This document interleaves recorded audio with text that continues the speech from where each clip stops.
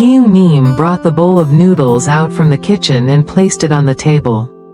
"I made this for you, Uncle. Go ahead and eat. I already called and had some cold medicine delivered. It should be arriving any minute now." Just as she finished speaking, the doorbell rang. She was about to go open the door, but Fong Vu stopped her. "I'll get it." The petite girl stood still and watched his tall, steady figure move toward the door. She smiled slightly and thought to herself, "This man is always so cautious." Fong Vu peered through the peephole. Seeing it was the delivery guy, he opened the door. "Here's your medicine. Thanks." He locked the door and carried the medicine back to the dining table. "Is it another work-related cold, Uncle?" Meme sat across from him, raising an eyebrow in suspicion. Fong Vu sat down and immediately picked up his chopsticks, grabbing a big mouthful of noodles. Only after wolfing down a few bites did he take the time to respond. Better safe than sorry. He didn't seem bothered by the heat, slurping the broth and noodles without pause. Taking huge bites, Meme watched him eat, unable to hold back her comment. "There's more in the pot. You know." He didn't even lift his head, just gave a simple reply and kept eating.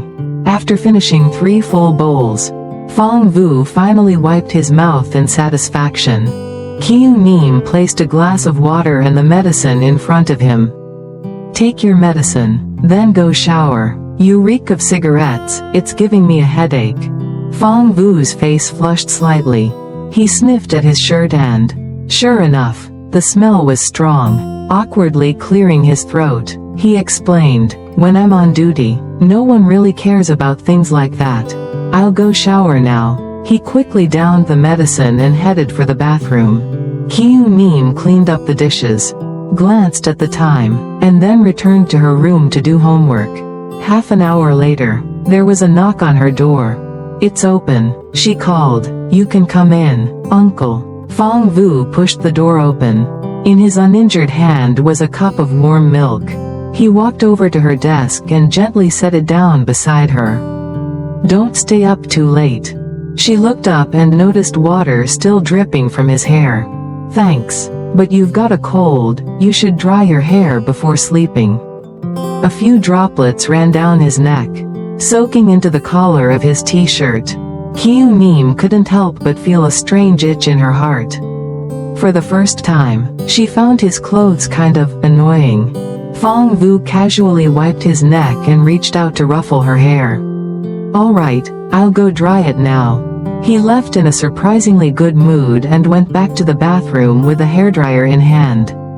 "This girl, she's changed lately," he thought, "like a little cotton jacket, so caring and sweet. It's kind of nice." The next morning, Fong Vu woke up to the smell of breakfast. He checked the clock, barely 5:30 a.m. When he walked out to the kitchen, he saw Meme making congee and frying eggs. "Go wash up," she said without even turning around. Fong Vu chuckled as he walked away, thinking to himself, "This girl's not just a cotton jacket, she's a full-on mink coat." Meme rarely showed this kind of care, but suddenly she'd started paying attention to him. Maybe it was because she'd realized something. Fong Vu was actually getting more attractive. Compared to the gigolo she'd met the other night, Fong Vu was pure man. After enjoying their cozy breakfast, Fong Vu drove the girl to school before heading to the police station. His team had just pulled off a major win, and the place was buzzing when he arrived. The moment he stepped in, cheers erupted around him. His team swarmed him, demanding celebration. "Brother Vu, you have to treat us to a feast today. I swear I lost a few pounds during this mission." Xiao Lu rubbed his belly dramatically and grinned from ear to ear. The other officers chimed in with noisy agreement.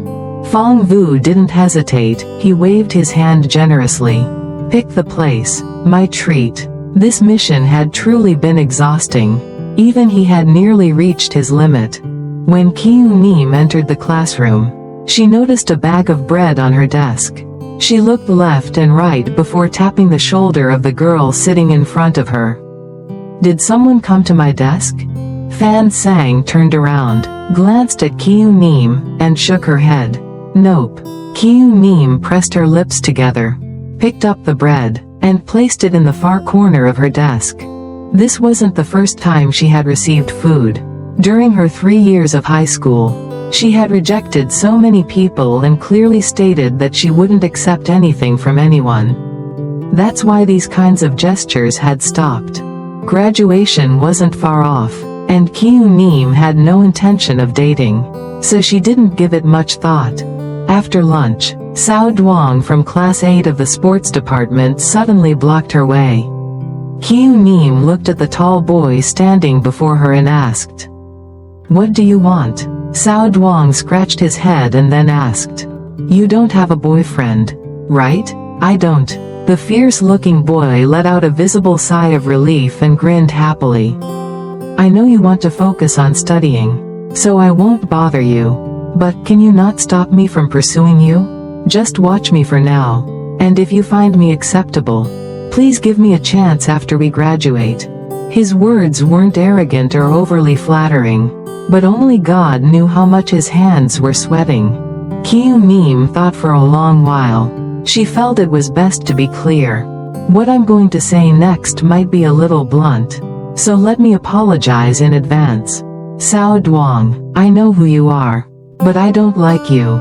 You're not my type. I don't want you to wait for me, it's unnecessary and a waste of time.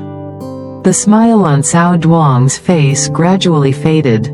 His expression darkened as he stood still, looking at the girl in front of him. I understand. He left behind that one sentence and turned to walk away. Kyu Mim sighed as she watched Sao Duong's silhouette, then returned to class. Not far away, behind a tree, Fan Sang leaned on her hand, deep in thought, before stepping out with a mysterious look. That evening, Fong Vu wanted to pick Kyu Mim up and take her home. But his subordinates refused to let him go. They clung to him and kept forcing drinks on him. In the end, Fong Vu had to be carried home. The sound of the door opening echoed. Kyu Mim, who was in her room doing homework, looked up at the clock. It was midnight. I'm exhausted. Brother Vu is so heavy. Tiu Lu was helping Fong Vu through the door and dragged him to the sofa. Behind him was a girl holding Fong Vu's coat. Be careful. Support him gently. The girl was named Ban Yen. She also worked in the police department and was part of Fong Vu's team. She had followed him for 2 years, and had also harbored a secret crush on him for 2 years. Tiu Lu chuckled. Got it, I'll be gentle. Okay? Kyu Mim lazily got up, opened her door, and walked out. She looked at the 3 people in the living room. Both Tiu Lu and Ban Yan were stunned when they saw Kyu Mim. Tiu Lu had seen her once before, so he wasn't as shocked, just puzzled about why this girl was in the boss's house. But Ban Yan, upon seeing her delicate face, like a peach blossom in early bloom, was struck with an indescribable emotion. She hadn't expected to see another girl in the boss's house. Even though Kyu Mim was just a young girl, it was enough to spark jealousy. Ah, you're the girl from that day. Tiu Lu stammered, pointing at Kyu Mim. He almost blurted out that she was the one who had gone to a hotel looking for a male escort to lose her virginity. Kyu Mim had made too strong of an impression on him. Not only was she stunning, but she also had a sharp tongue, truly a one-of-a-kind girl. Kyu Mim glanced at Tiu Lu and walked to the sofa, looking at the man who was as drunk as a pile of mud on the chair. Fong Vu still hasn't recovered from his cold. Kyu Mim's voice was very soft, but the 2 people standing next to her could hear it clearly. Tiu Lu awkwardly scratched his head. Everyone was happy today, so we couldn't help but get An Vu drunk. Oh, by the way, what's your relationship with An Vu? Tiu Lu's round belly was full of curiosity, and even the girl next to him perked up her ears to listen. Kyu Mim didn't answer his question. She just said indifferently, it's too late, I want to rest. This meant that the two of them should leave. Tiu Lu was a very understanding person. He happily followed Qiu Mim's words. "Oh, is it this late already? I should go home too. Tiu Yan, An Vu has arrived home. Let's go home too." After saying that, he took the jacket from Ban Yan's hand and put it on the sofa. Then pulled the police beauty out. When they reached the door, he waved at Qiu Mim. The large door closed, and Qiu Mim lowered her head to look at Fang Vu's handsome face. Lost in thought, this man was truly masculine, completely fitting her aesthetic taste. Why hadn't she noticed before that he had such a charming masculine scent? The little girl's fair fingers moved from the man's tall, straight nose, then traced the seductive curve of his lips. And finally, her fingers gently rubbed his thin lips.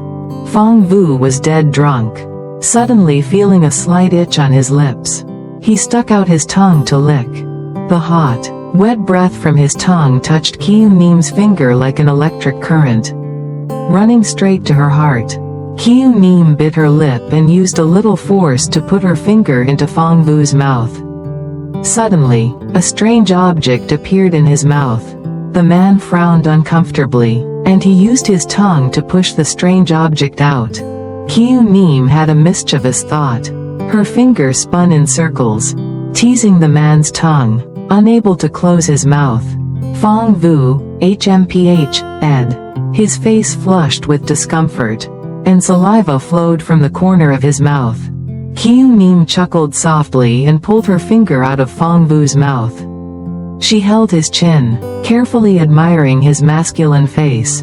Then the little girl's slender fingers reached down, gently unbuttoning the man's shirt, revealing his sexy tanned skin.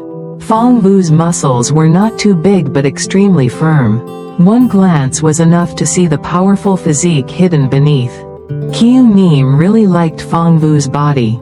There was nothing imperfect about this man. Qiu Mim needed the man's nipples.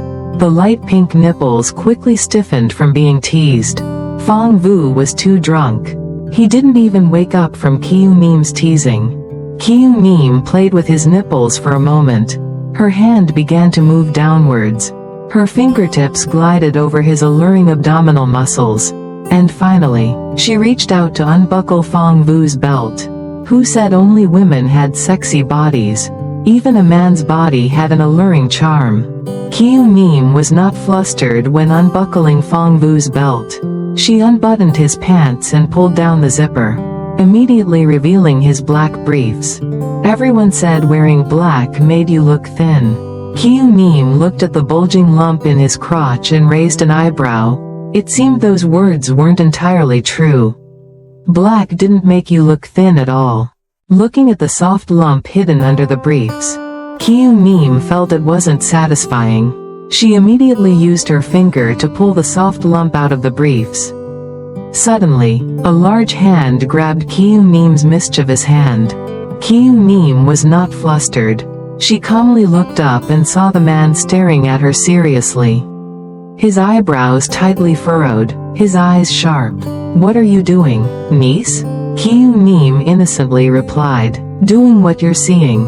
Fang Vu's face darkened. He struggled to sit up, but his mind was spinning like a turbulent river and raging sea.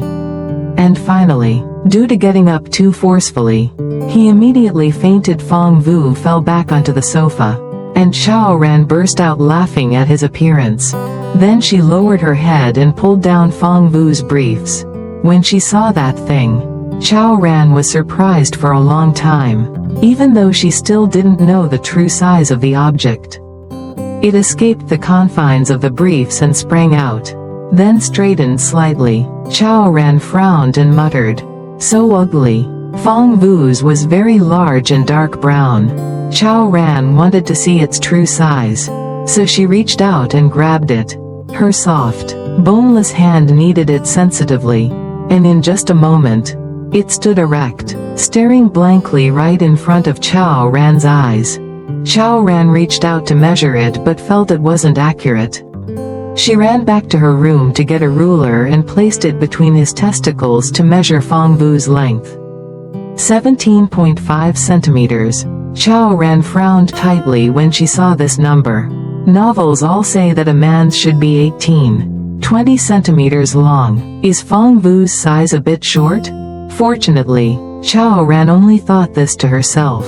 If Fong Vu knew, his face would surely turn pale. What man wants a woman to call him short? Moreover, his was not short at all. The next morning, Fong Vu woke up in a daze. As fragments of the previous night flashed through his mind, he suddenly sat up and looked down at his body. He was still lying on the sofa, a light blue blanket covering him. His shirt was intact, not a single button undone, just slightly wrinkled from sleep. He frowned, lifted the blanket, and checked below. Everything was perfectly normal. His mind spun. He had drunk too much the night before and now had a splitting headache. Rubbing his temples, he tried to recall the night's events. He remembered seeing Kiyu Nim. The image that came to his mind was hard to even think about, let alone speak out loud. His ears turned red at the thought. He spent a long time contemplating, then finally let out a sigh. If it was just a dream, it felt way too real. But how could he have had such a shameful dream? Dreaming of Kiyu Nim doing something like that to him. She was still just a young girl. Had he gone too long without intimacy that he was now becoming perverted? No wonder people always said that if a man remained a virgin at 26, he'd start going off the rails. With his head heavy like lead, Fong Vu quietly wondered if he should finally find a woman for himself. It was already 8 a.m. The girl, Kiyu Nim, had probably already left for school. He got up to take a shower and wash up. After wrapping himself in a towel and heading back to his room to change, he planned to go straight to the police station and grab something quick to eat along the way. But as he passed by the kitchen, a faint aroma lingered in the air. Curious, he turned and walked in, lifting the food cover on the table. There was a still warm plate of stir-fried vegetables and a glass of water next to it. A sticky note was attached to the glass. Fong Vu picked it up and read, "The rest of the food is in the pot, and the rice is in the rice cooker." He stared at the note for a moment and smiled, a sense of warmth blooming in his chest. After finishing the hot breakfast, he felt more refreshed and headed off to the police station. As university entrance exams approached, the pressure of studying was becoming overwhelming. Teachers monitored the students more strictly, and the entire atmosphere in the 12th grade was tense. On her way to school, Kiyu Nim noticed people glancing her way and whispering. Their looks carried something different, something unfamiliar. She walked into class, puzzled, and found that even her classmates were behaving strangely. Lee too, her classmate with her hair in a ponytail, came up to her and asked in a low voice, Nim, did you offend someone?" Kiyu Nim frowned, thinking for a moment, then shook her head. "No, I didn't." Lee too looked around carefully before leaning in and whispering, "Wasn't there a rumor 2 days ago that the class monitor from class 5 was your boyfriend? And now people are saying that not only were you dating Tran Tuan, but also secretly seeing Cao Duong. They're saying Cao Duong dumped you after finding out you were cheating on him." Kiyu Nim remained calm and composed. She turned to Li Tu and said, "I already heard. Thanks for telling me. None of it is true." Li Tu was the only girl in school considered truly close to Kiyu Nim. Kiyu Nim wasn't just beautiful, she also had an aloof, cold demeanor. Many male students liked her, which made her a target of jealousy among the girls. No girl wanted the boy she liked to always have eyes only for Kiyu Nim. But Kiyu Nim herself never seemed to care, which made people even more resentful, branding her as someone who just pretended to be pure. Now that this rumor had spread, no one even bothered to confirm if it was true. On the contrary, many were happy to pile on and watch her fall from grace. Li Tu was frustrated by how nonchalant Kiyu Nim was about it all. She sighed, feeling stifled, But it was exactly this calm attitude that convinced her Kyung-nim was telling the truth. Still, just because she believed her didn't mean others would. The rumors were spreading fast, and Kyung-nim's reputation could be ruined. Lee too genuinely worried that this might affect her friend's upcoming university entrance exam. Kyung-nim gave her a soft smile and reassured her. Don't worry. More students began arriving as the start of class neared. Lee too had no choice but to return to her seat. Kyung-nim shifted her gaze and quietly took out her books to begin studying. Sao Duong didn't come to school, and one of the other key figures in the rumored affair, Tran Tuan, kept his mouth shut the entire time, which only made the gossip spiral even further out of control. Everywhere Kyung-nim went on campus, people whispered behind her back. They said she looked pure and innocent on the outside, but inside, she was loose and immoral. Most of them didn't know a thing. They'd only heard street-level gossip and then added their own spices to it. Where did all this even start? It probably came from jealousy. They were envious of Kyung-nim, her beauty, her popularity with boys, her academic excellence. The cruelest people are always the ones who speak thoughtlessly, with no regard for the damage their words can do to someone's life or mental state. They speak only to satisfy their own petty desires, always thinking, it's just a few words. What harm could it do? But harm builds up, word by word, whisper by whisper. All it takes is enough poison to wear down someone's will, to destroy a life. A kind word can warm someone for 3 winters, a cruel one can chill them for 6 months. Even the teachers had heard about the rumors, but what they cared about most was grades. After some thought, the homeroom teacher decided not to intervene. As long as Kyung-nim's academic performance stayed stable, they saw no need to get involved. Luckily, Kyung-nim was strong-willed. No matter what people said, it didn't seem to shake her. 3 days later, Sao Duong finally returned to school. By then, Kyung-nim had already become the center of attention, though not in a good way. No one dared speak to her anymore, afraid they'd be labeled the same way, promiscuous. Even the boys who used to secretly admire her now let shameful thoughts creep into their heads. Had someone already used her up? As soon as Sao Duong walked onto campus, he sensed something was wrong. He called over some underclassmen and asked what was going on. When they explained, he flew into a rage. Bullshit. Which bastard said that? You all know what kind of person Kyung-nim is. You really believe that crap? You think I'd let something like that slide? You traitors, wolves raised in my own den. The younger boys lowered their heads, not daring to speak. At first, they hadn't believed the rumors either, especially since they were there when their senior talked to Tran Tuan. But as the gossip spread, it started to sound more and more convincing. Soon, even they began to believe that Sao Duong and Kyung-nim were a couple, and that he had confronted Tran Tuan for stealing his girl. Furious, Sao Duong kicked each of them once and stormed off toward Class 1. Looking for someone, the moment he stepped into the classroom, everyone turned to look. Their eyes then flicked over to the girl sitting by the window. Kyung-nim was quietly reading a book. Sao Duong walked over to her desk, tapped his knuckles against the surface, and asked, pain written all over his face, "Why didn't you defend yourself? Why didn't you tell them none of it was true? Why didn't you say I confessed to you and you turned me down? Why didn't you say anything?"